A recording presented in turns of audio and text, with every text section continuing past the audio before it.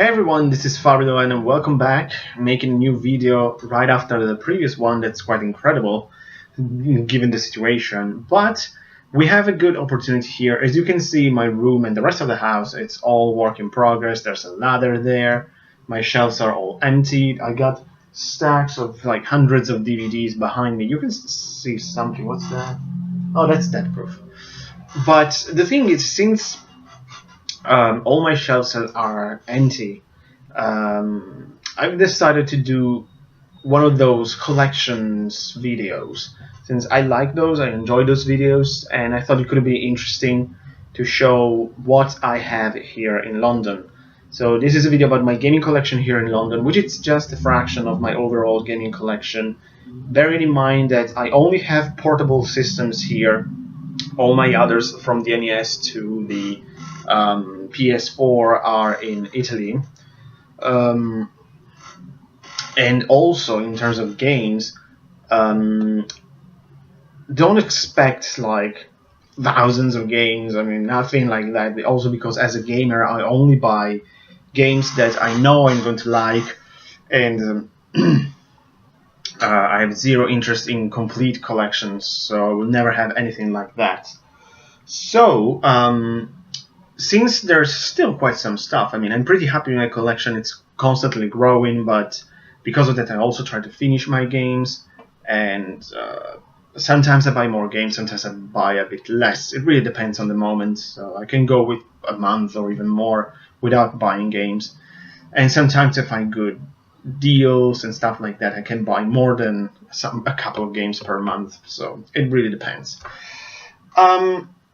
I've decided with this video, since as I said, there's still some stuff here, and I also want to spend at least a couple of words on these games. We're going to divide this into 4 parts.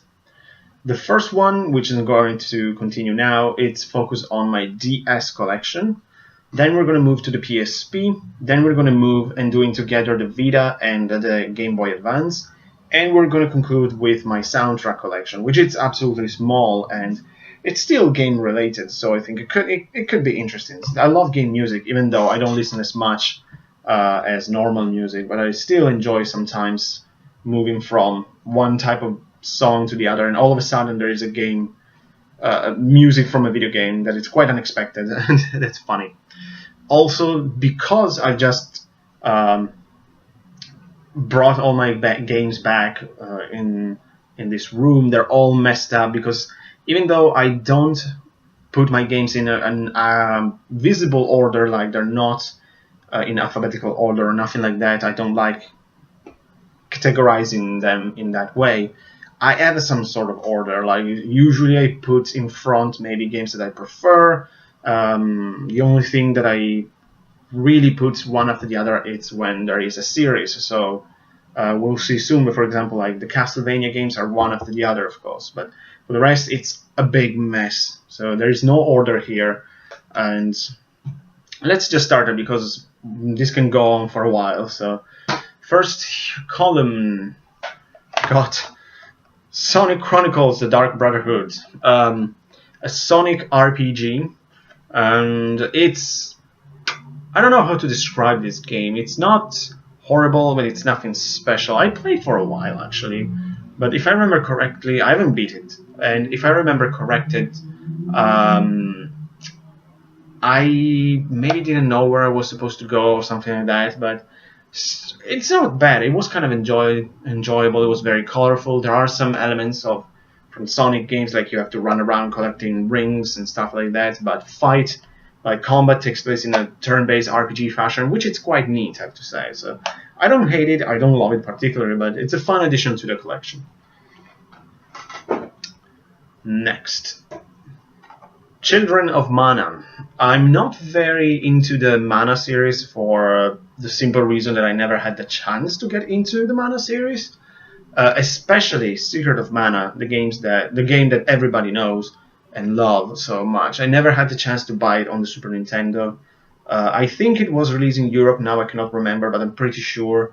But back then it wasn't easy to buy games for me, so it was very easy to skip entire series or in many games, since it was usually getting one game at a time per year, or maybe if you're lucky 2 or 3. It really depends. And I still remember to this day that during the Super Nintendo days, I wasn't too much into buying games or something. It wasn't even though I love the Super Nintendo, I have wonderful memories playing Super Nintendo. I have also this vague memory that I kind of dropped out a bit out of gaming.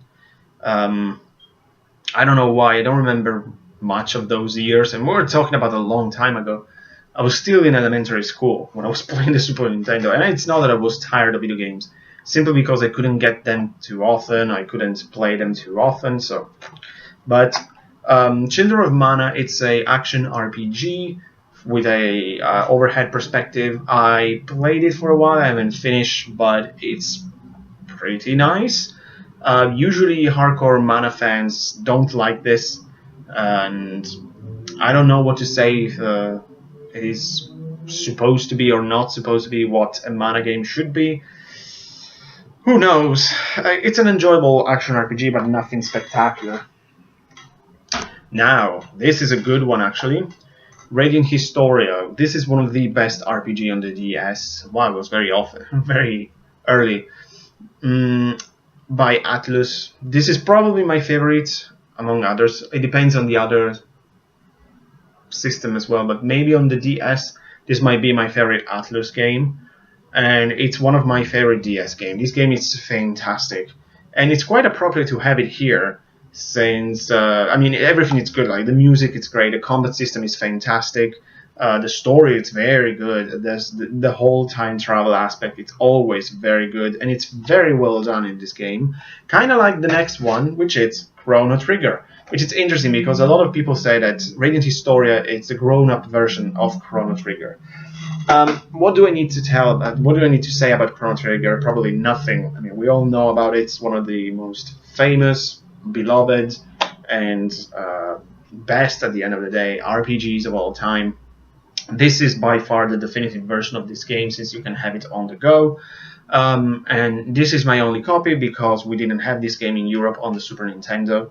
And having the chance of playing this, I mean, I rented it once, but I wasn't able to finish it because it was expensive to rent games, import games during the Super Nintendo days for me, since you also have to pay for the adapter. So that was a big expense, and I have to spend a lot of money for like 2 days or something like that. So couldn't do it too often. But Chrono Trigger, it's a fantastic game. I love everything about it. I admit it, I finished it just once, so at least I can say that I beat Chrono Trigger. But I still need to explore it more in order to unlock all the alternative endings and everything, because it's such a good game. I mean, Chrono Trigger is fantastic. Phantasy Star Zero. Now, with this, we're actually getting into a bit of a disappointment because I'm a huge Phantasy Star fan. But when I say Phantasy Star fan, I mean the old school games, the turn-based quadrilogy, I think it's the term, on between the Master System and the Genesis. So the first 4 Phantasy Star games. Those are some of the best RPGs you can get. Since the Dreamcast, as we all know, they moved the series to be a more action RPG, focusing mainly on the online gameplay, which was revolutionary for a way, but at the same time, like, I never played Phantasy Star Online, never played what came after. This was my first experience with the new generation of Phantasy Star games, and this is not very good. I mean, MMO games are not for me. I didn't play this online because I don't even know if it's local or not. I have no idea, but I don't... It feels weird. It feels weird to me to play a Phantasy Star game online. So, and the same thing happened with another Phantasy Star game that we'll see another day. But per se, it's not a bad game. It's simply because of what I want from Phantasy Star. It's not this, and I realized that it's maybe not the correct attitude that you should have with a game. But hey, I mean, it's me that I has to play with this, so I didn't enjoy my time with Zero. In fact, I didn't finish it, and I'm not sure if I'm planning to continue and try to finish it because I don't like it very much. I think this one, it's probably the first, or one of the first games that I bought on the DS. Mega Man ZX, a very nice Mega Man game on the DS. I really enjoyed it. I know there is a sequel. I want to play it, but the last time I saw it was quite expensive, and I don't want to spend a fortune on DS games nowadays. But ZX, it's very fun. Even though personally I prefer the classical Mega Man and the X series, but it's nice to have this spin-off, we can call them, of the Mega Man series. And yeah, I mean, instead of having nothing, I mean, since Capcom basically abandoned Mega Man, I don't know what they're planning to do, but yeah, ZX was a lot of fun. It was challenging, well, not as difficult as the other Mega Man games, but I really had a fun time playing this. This is an interesting one. Bleach the Third Phantom. I bought this when I was obsessed with Bleach. Nowadays, and for years now, I don't give a damn about Bleach. I absolutely burned myself with this series. Basically, I stopped reading it. I never watched the anime because I didn't like it when I tried, even though I love the movies. But I stopped reading Bleach basically at the end of the Arrancar saga. So after they beat Aizen, for all of you who know what Bleach is all about. And back then I really wanted a game in the Bleach universe because I love it so much. But most of them are on main console, let's call them that. And of course I didn't have them with me, but for the most part they are very mediocre fighting games, and I want something with more depth.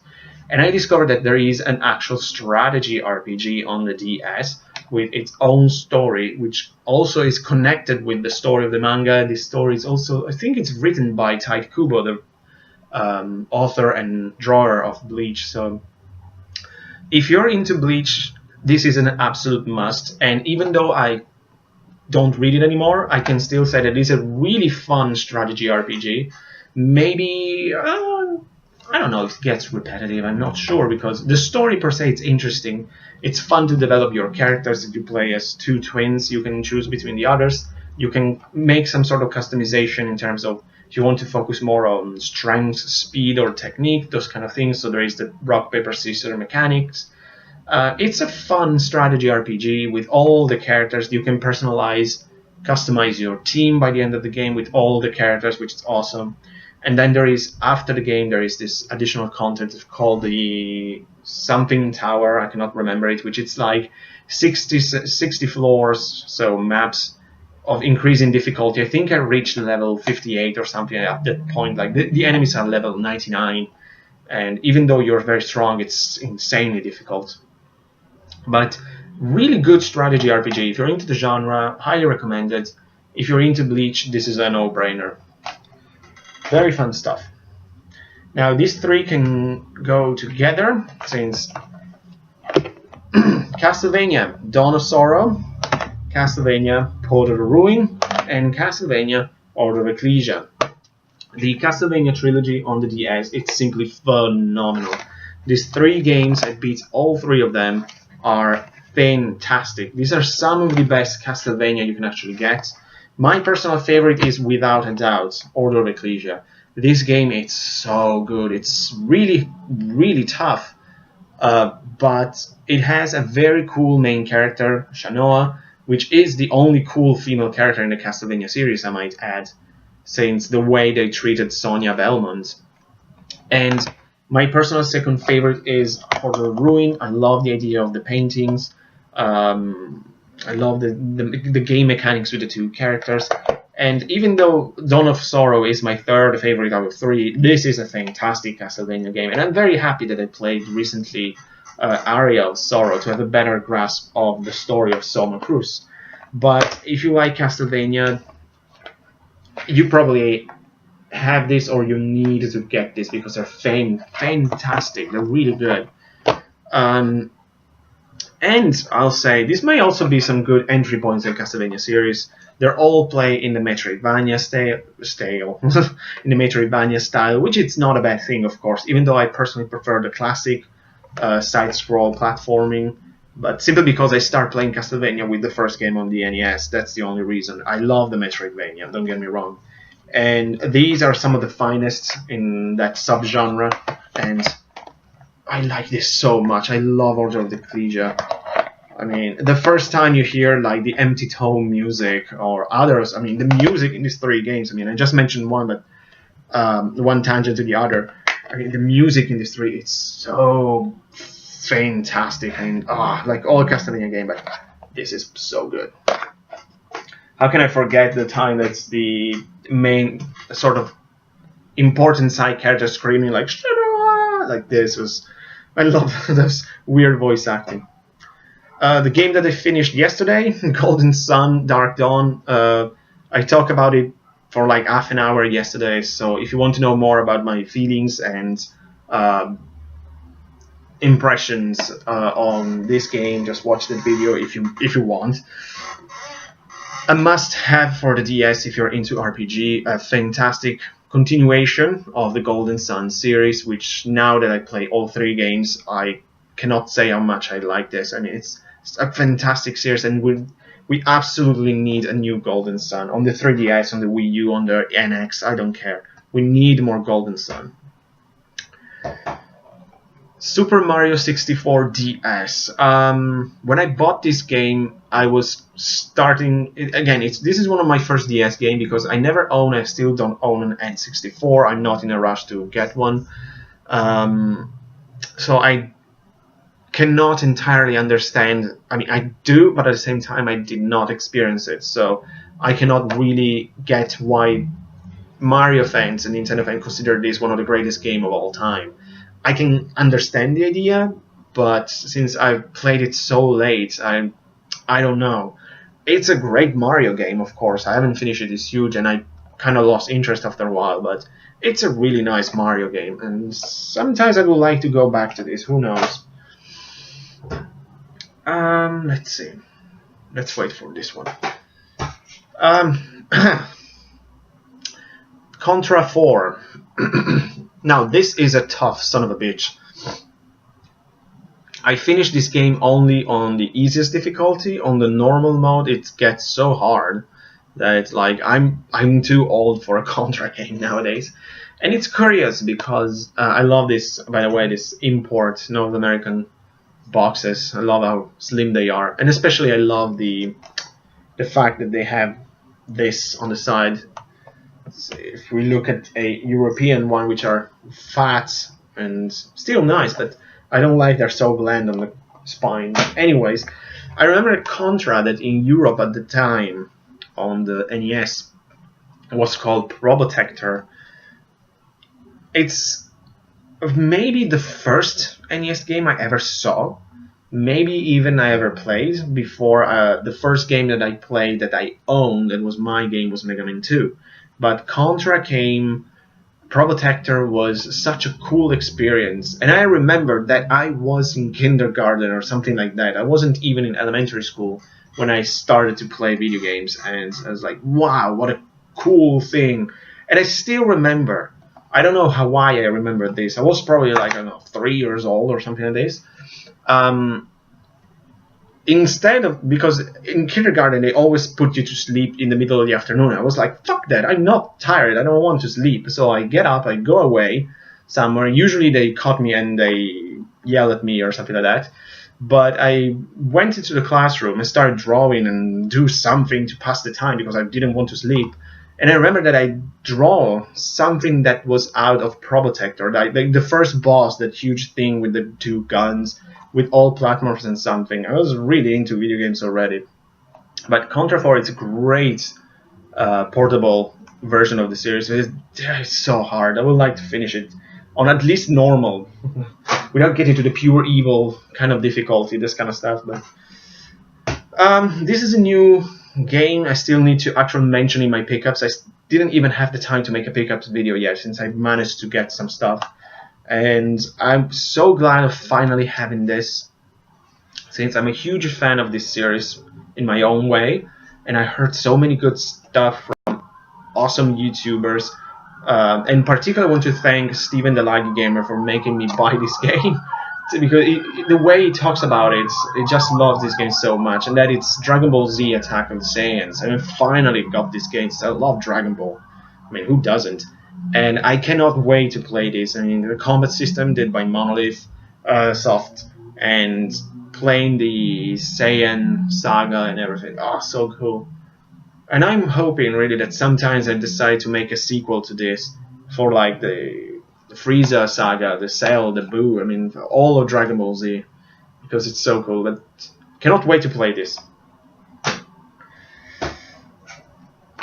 This is interesting. This is one of my very, very few, if not the only, maybe, could be, Shin Megami Tensei game. No, it's not the only one. There's another one, but for the DS, I think it is. And that is Devil Survivor 2.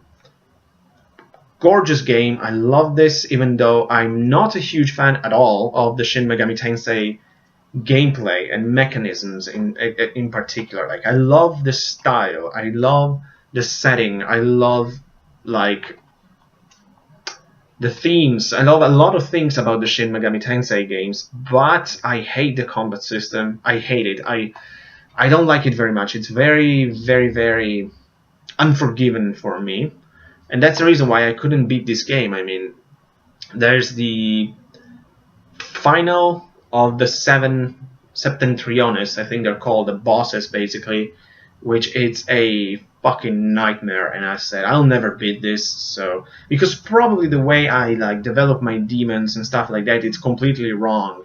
That's another thing, and I don't like it very much. But it's kind of irritating, because for the rest I love this game. It's a fantastic RPG on the DS. I absolutely love it. I love the art, but that's mainly because it's Suzuhito Yasuda and I really like its style.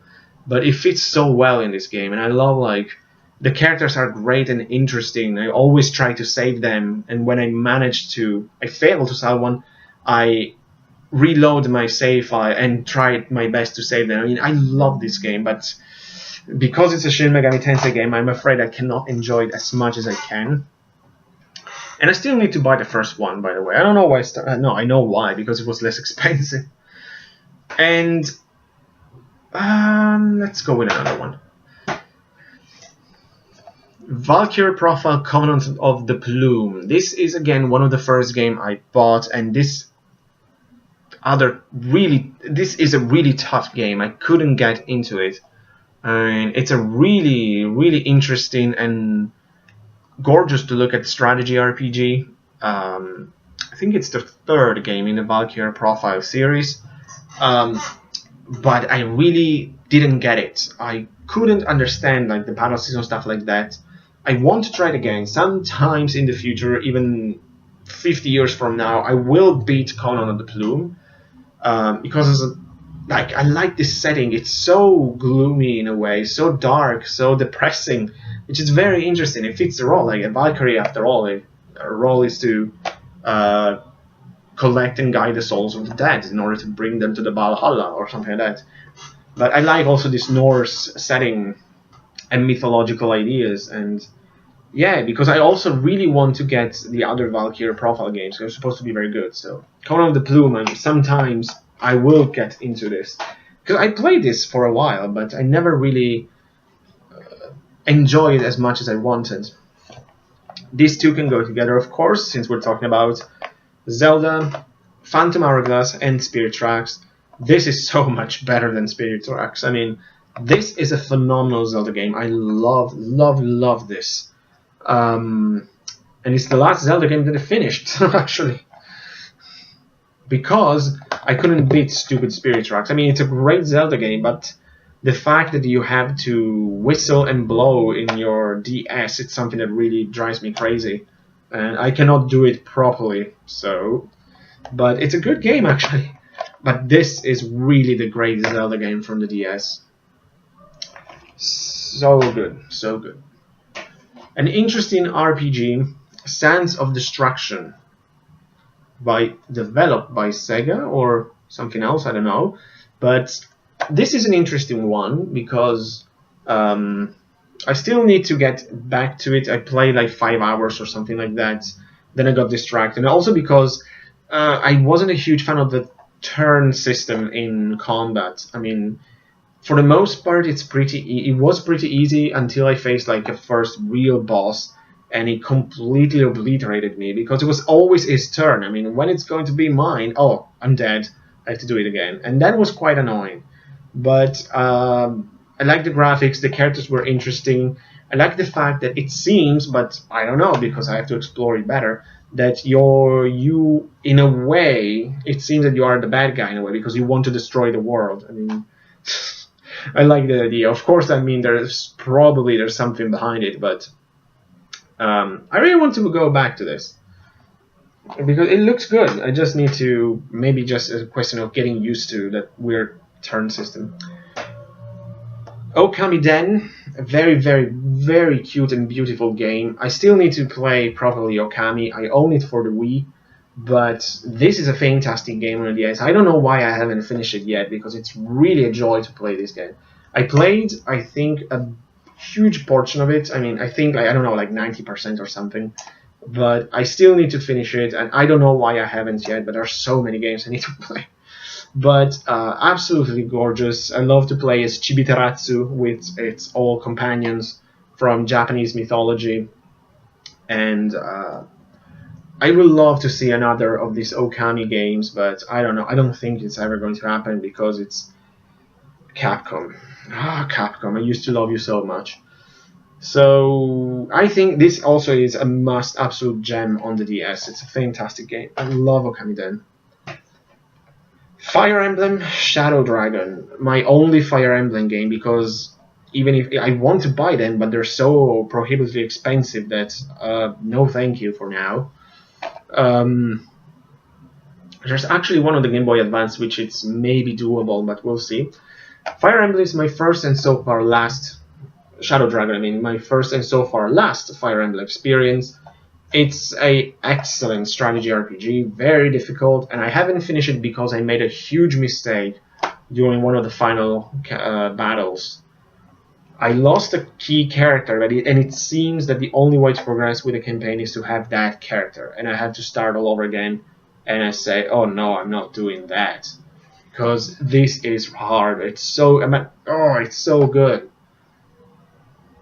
Excellent strategy RPG on the DS, but very unforgiving.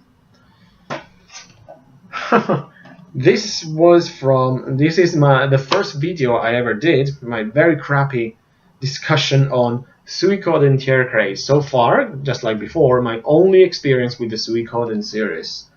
And while I think it's good, it's not my favorite among my favorites RPG, even though I never played the other Suikoden games. I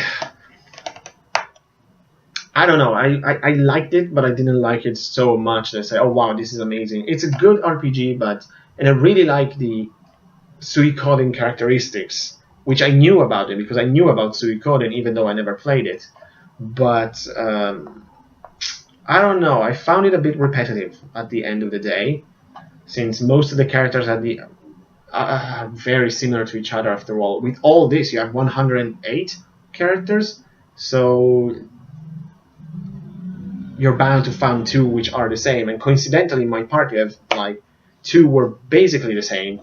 That was probably my fault, but overall, it's a good game. But I want to play the other Suikoden games so much because they're probably better.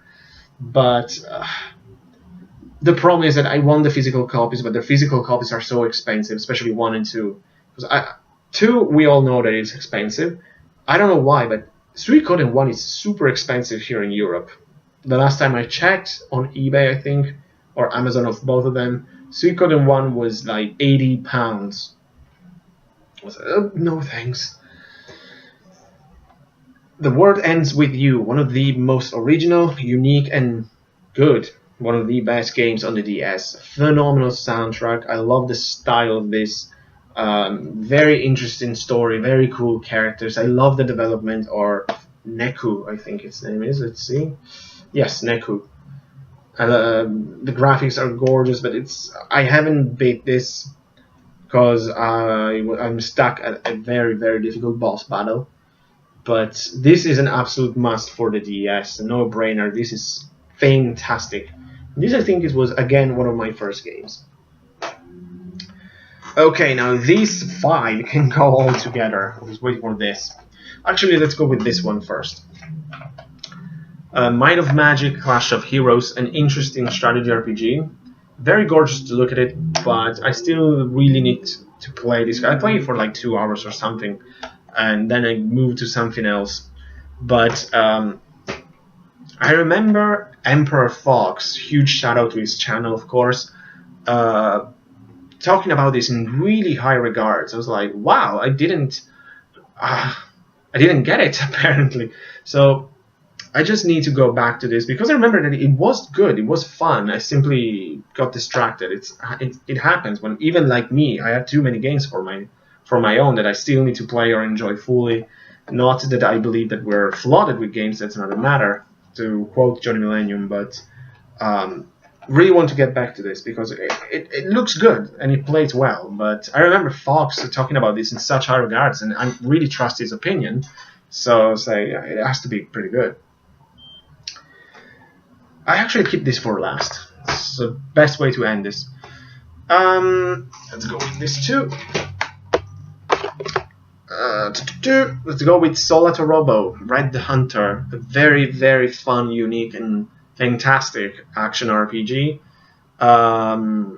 Again, I need to finish this because like I was playing this and then I think I started to play something else on the PSP and I forgot to go back to this because I really like this. Absolutely love it. It's such a unique game and wonderful experience so far. I really like this. It's as it say this in the back, a magnificent adventure. It is a magnificent game. Really fun. I love the characters. I love the style. I love the setting with all these like humanoid animal characters, but also this crazy technology. It's a really, really good. Again, this is a must on the DS, and I cannot wait to play and finish this. The first Etrian Odyssey. Now, I know Chance Doomwaves is a huge Etrian Odyssey fan, and mainly because of him, I decided to try the first game, and I play about 5 hours or such, and I don't know, I mean, first-person dungeon crawlers are not really my genre. I'm not saying that I don't like this, because it's fun, but damn it, it's hard. I'm not used to this anymore. So I have to go back to this and play only this, because at the time I think I was playing also like Freedom Wars on the Vita or something like that, and that's another game that drives me crazy. So it's too much stress. I have to take a break from one of the two, so I decided to put Etrian Odyssey to the side and get my ass kicked at Freedom Wars. But whenever I decided to buy a 3DS, because I don't have a 3DS, I'm very lazy. I missed the chance twice already with the 3DS. Apparently those are the Etrian Odyssey to get, like the Untold ones, the Etrian Odyssey 4 apparently is very good. But this gave me an idea, and I would like to continue it. I just have to be in the right set of mind, I suppose, because it's a good first-person dungeon crawler. They're just difficult and very archaic. And that's a good and a bad at the same time. Let's go with Infinite Space. Recently picked this up. I cannot wait to play this. I'm very, very curious. I just hope that it's not bad, because I've been following this game for years. I've always been very curious about it, and it looks awesome. For what I heard, it's like a huge tribute to Japanese sci-fi from the 70s and 80s. How can it be bad? I really cannot wait to play Infinite Space. I don't know if I say Infinite Wars before, but Infinite Space. Very, very cool. How can I miss, of course, Final Fantasy III and Final Fantasy IV on the DS? Apparently, the real definitive version of Final Fantasy IV is the PSP one, which I still need to get, but we'll see. I played 99% of this. I still need to beat the final boss. I cannot talk anymore. Fantastic, absolutely fantastic game. One of the best Final Fantasy ever made. There's nothing much I can say about Final Fantasy IV that hasn't been said already. It's such a classic RPG. I mean, if you go to the dictionary and look for like classic RPG, you can say like the synonymous of that is Final Fantasy IV, basically. Final Fantasy III, it's an interesting one on the other hand. This is basically, it's the big brother of Final Fantasy 1 and the little brother of Final Fantasy 5. Since, interesting enough, Square, now Enix, then Soft, made the Final Fantasy as like the 1, 3, 5 were focused on the job system, while 2, 4, 6, and then it kind of break this balance, we're focused more on story and predetermined jobs, basically. So they're very different in gameplay. And while being very much better than 1, it's no one even near as good as 5, but it's still a decent Final Fantasy. It's interesting. The problem with this, it's that I don't like the graphical style that they've decided to use, and that they used it again in 4 for the DS. I don't like that very much. It's probably better looking than the original NES Famicom actually version. But with 4, I would prefer like an updated sort of HD sprite of the Super Nintendo graphics, not this thing that it kind of turns me off in a way. But even though it's not bad looking, it's just a personal thing. I would prefer if something like Chrono Trigger, they didn't change the graphics, because 16-bit sprites usually they're so good. And finally, last and certainly, and of course not least, I couldn't miss the Dragon Quest games. It's the best way to end this video, I think. We got from the weird one, Dragon Quest Monster Joker. Still need to pick the second. This is the last kind of Pokemon game that I bought, and I played most of it, again, years ago. I haven't touched this game in ages. And I remember I went probably like to this final part of the game. For the most part, I played a lot of this, actually. But then with this, the usual thing, I just started to look around for new monsters, try to fuse them together, this kind of stuff. And at one point, I was like, I'm done. But it's not a bad game, and I still need to try 2. And, of course, where do we even start with these 4 amazing games? 9, even though it's probably my least favorite Dragon Quest game, it's fantastic. This is such a good game. I said my least favorite, but we're talking about one of my favorite series, RPG series of all time, so read between the lines. So good. Such a good game.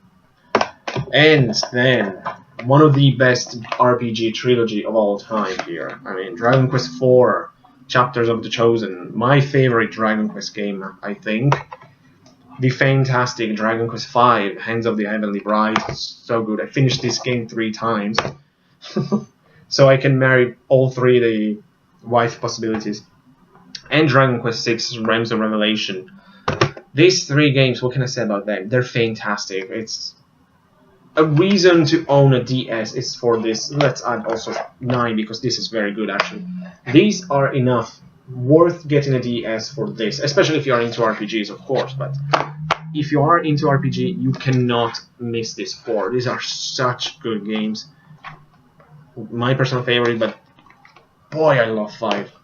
These games are so good. And that's it for my DS collection. Finally managed to get through this, so I can put them back into the shelves now. I'm almost without voice now. So thanks so much for watching, guys. Tune in next time so I can show you my PSP collection, because we've got some good ones there, I think. I'm very happy with my collections anyways, but thanks so much for watching, guys. I'll see you next time. Take care.